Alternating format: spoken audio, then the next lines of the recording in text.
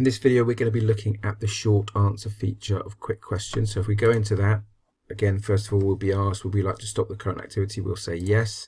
And then we get an option to add a question. So I'm going to do that. And given that I've just been working on sports psychology, I'm going to put in a sports psychology type question. What is mastery orientation?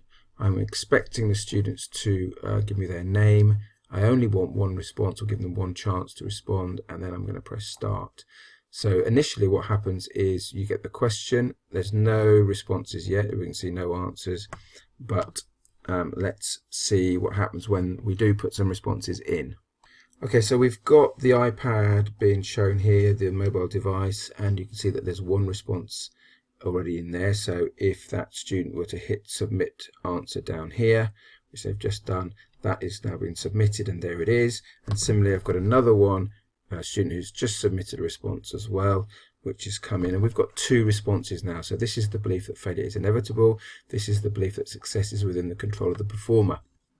And so I'll just get rid of the student response there, their iPad. Now we can vote on this, and there are many different criteria that we could use. We could decide simply, okay, class, which is the best response to answer of that question.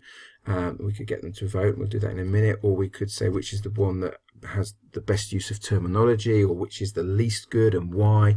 And so we can have different ways of showing, going a little bit deeper in terms of our knowledge and understanding, and making sure that we are clear what the students are thinking. So by pressing start vote, would you like to start the vote? Yes, I would. And what happens now, if I go back to the iPad, the student's iPad, you can see you've got vote. What is mastery orientation? Should have a question mark there. And you've got A or B, and that person can now, each of them can now choose. This is a belief that success is within the control of the performer. So he's going to go B, submit that. And also on my phone, we're going to go B and submit that.